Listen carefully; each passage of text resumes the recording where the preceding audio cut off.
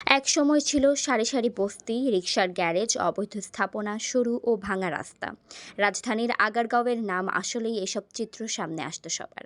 সেই আগারগাঁও এখন রূপান্তর হচ্ছে প্রশাসনিক কেন্দ্রে। কতটা বদলে যাচ্ছে আগারগাঁও? শেরেবাংলা নগরে কেন এত অফিস হচ্ছে? নগর থেকে আধুনিক নগরে বদলে যাচ্ছে শেরেবাংলা নগর। সেসব নিয়ে বিস্তারিত থাকছে আজকের প্রতিবেদনে। ঢাকায় থাকি .com-এর আজকের ভিডিওতে আপনাকে স্বাগত জানাই। আগারগাঁও এলাকায় পরিবর্তন শুরু হয় ২০০৯ সালের পর থেকে। ধীরে ধীরে সেখানে সরকারের বিভিন্ন দপ্তর যেতে শুরু করে। প্রায় ১২টি বিশেষায়িত হাসপাতাল, শিক্ষা প্রতিষ্ঠান, জাদুঘর, বেসরকারি প্রতিষ্ঠান সহ নানা কারণে এই এলাকায় লোকজনের বসবাস করার চাহিদাও বাড়ছে দিন দিন। বড় বড় প্রায় ২৫টি সরকারি দপ্তর এখানে চলে এসেছে। সব দপ্তর এক জায়গায় হওয়ায় সাধারণ মানুষের নাগরিক সুবিধা পাওয়া আরও সহজ হবে বলেছেন বিশেষজ্ঞরা।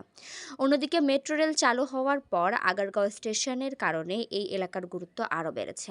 আগারগাঁও মোড় থেকে শ্যামলীর শিশু মেলা পর্যন্ত ১,৪০০ মিটার সৈয়দ মাহবুব মোরশেদ সড়কটি ২ লেন থেকে ৬ লেনে উন্নীত করা হয়েছে।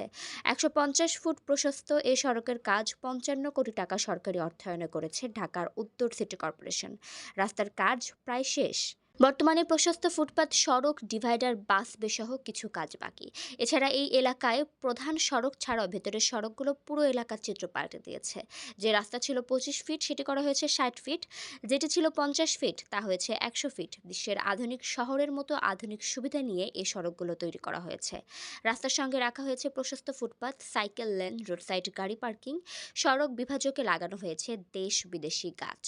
বেশ কিছু দরকারি প্রতিষ্ঠান হাতের কাছে থাকায় এবং চমৎকার লোকেশনে হওয়াতে আবাসিক এলাকা হিসেবে এই এলাকার একটি অন্যরকম চাহিদা রয়েছে। এই এলাকার ভেতরেই মাননীয় প্রধানমন্ত্রীর বাসভবন, গণভবন অবস্থিত। শিক্ষা প্রতিষ্ঠানের দিক দিয়েও এই এলাকাটি সমৃদ্ধ। আছে দেশ বিখ্যাত সোহরাওয়ার্দী মেডিকেল কলেজ কিংবা শেরেবাংলা কৃষি বিশ্ববিদ্যালয়ের মতো উচ্চশিক্ষার প্রতিষ্ঠান। স্কুল কলেজের মধ্যে Sher-e-Bangla Nagar government boys school, Agargaon Taltala সরকারি প্রাথমিক বিদ্যালয় এবং Agargaon Taltala government colony high school উল্লেখযোগ্য। চিকিৎসা সেবার জন্য আগারগাঁও এবং শেরেবাংলা নগর এলাকাটি প্রসিদ্ধ। এত অল্প স্থানের মধ্যে এত বেশি উন্নত মানের এবং আধুনিক হাসপাতাল এবং চিকিৎসা ইনস্টিটিউট খুব কম জায়গাতেই আছে। আর এত বেশি পরিমাণে হাসপাতাল থাকার কারণে সমগ্র এলাকা জুড়েই আছে অসংখ্য ওষুধের দোকান বা ফার্মেসি। ঢাকার বেশিরভাগ এলাকার মতোই অত্র এলাকাতেও নেই মুসলমানদের জন্য মসজিদের কোনো অভাব। ইসলামিক ফাউন্ডেশন বাংলাদেশ ভবন এই আলোকতেই অবস্থিত। আছে আগারগাঁও জামে মসজিদ, শেরেবাংলা কৃষি বিশ্ববিদ্যালয়ের কেন্দ্রীয় মসজিদ সহ পর্যাপ্ত পরিমাণ মসজিদ। হিন্দু ধর্মাবলম্বীরা যেতে পারেন কৃষি বিশ্ববিদ্যালয়ের শ্রী শ্রী কালী মন্দির বা তালতলা কেন্দ্রীয় মন্দিরে। সপ্তদশ শতাব্দীতে মুঘল সাম্রাজ্যের সুবে বাংলা এর প্রাদেশিক রাজধানী হিসেবে ঢাকার গোড়াপত্তন হয়। মুঘল সম্রাট জাহাঙ্গীরের শাসনামলে এই শহর জাহাঙ্গীরনগর নামে পরিচিত ছিল। যদিও আধুনিক ঢাকা শহরের বিকাশ ঘটে ঊনবিংশ শতাব্দীতে ব্রিটিশ শাসনামলে। এই সময় কলকাতার পরে ঢাকা বাংলা প্রেসিডেন্সির দ্বিতীয় বৃহত্তম নগরী হয়ে ওঠে। সুপ্রাচীন কাল থেকে ঢাকার প্রশাসনিক অঞ্চল হিসেবে পুরান ঢাকার পাশাপাশি মতিঝিল নিজের জায়গা করে নেয়।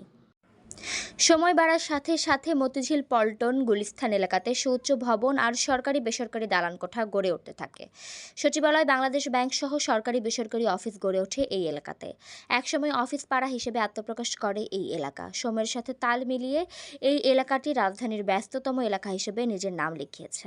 কিন্তু জাতীয় সংসদ ভবন আর এক প্রান্তে হওয়ার কারণে প্রশাসনিক এলাকা হিসেবে পুরোপুরি গড়ে ওঠেনি এই অঞ্চল।